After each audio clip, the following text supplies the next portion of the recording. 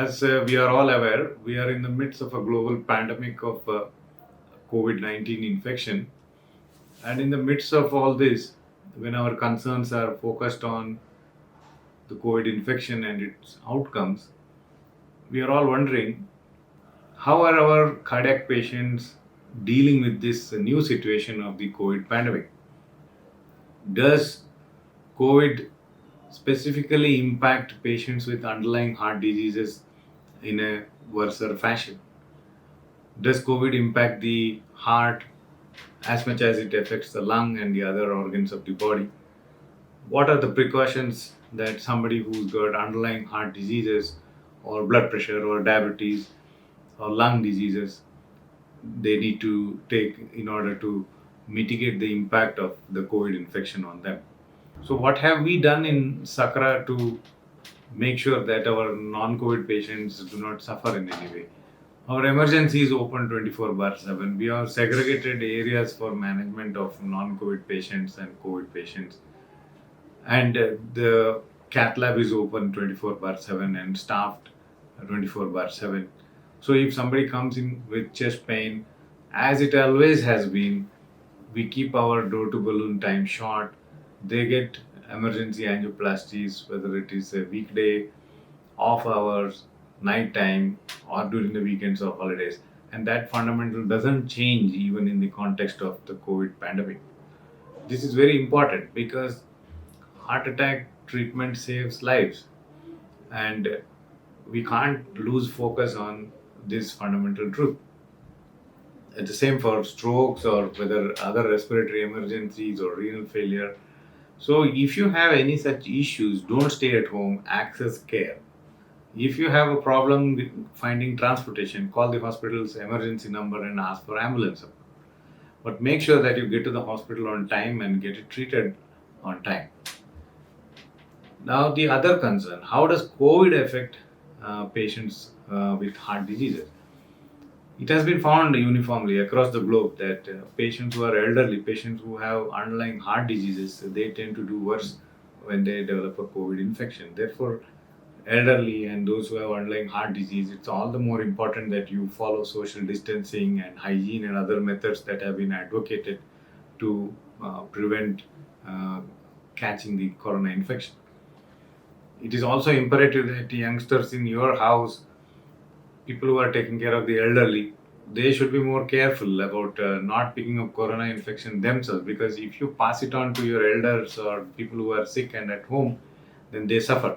They carry a high mortality. And you know that once a patient with a corona infection becomes severely ill, sick enough to get to the ICU or require respiratory supports, then the mortality, even in the best of centers in the world, is higher than 70%.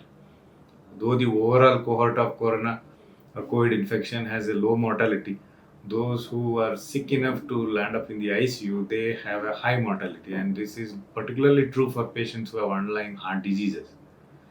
So it becomes a big responsibility for the youngsters at home not to go out, not to catch infection and bring it back home and pass it on to the elders. So you have to be very careful regarding that.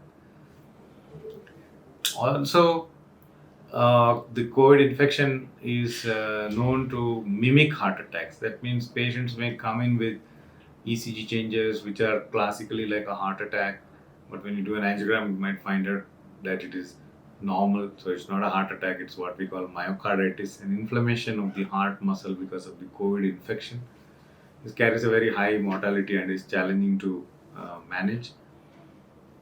COVID infection causes a state of what is called hypercoagulability. It causes very easy clotting in the blood vessels of the body, both on the veins and the arteries. So it has been known to cause clotting in the lung arteries, in the leg arteries, in the tips of the hands, and similarly in the heart's arteries, also causing heart attacks. So we have evolved protocols to manage heart attacks in the background of the pandemic.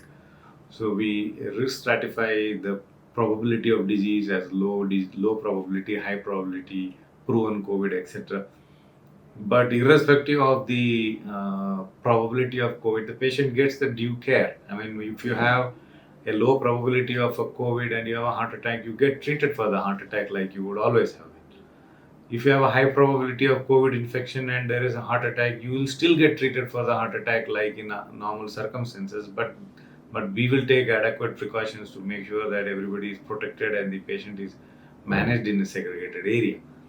Fortunately, we have not had to face a situation till now. We have not had even a single patient admitted in our hospital with the COVID infection until now.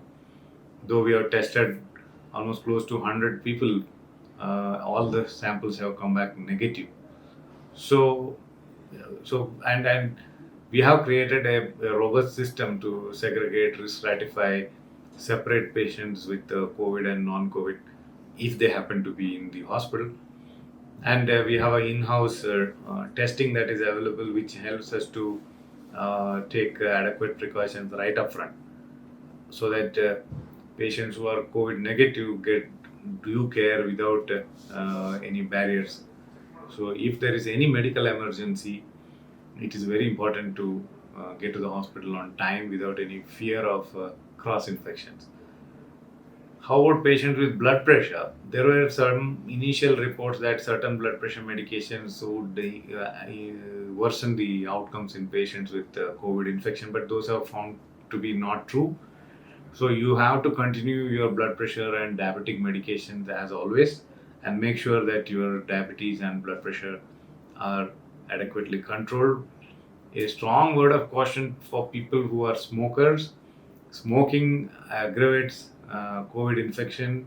So if you are a smoker, you have to stop, because smoking makes your lung vulnerable to COVID infection, and once infected, the lung tends to become really bad in smokers.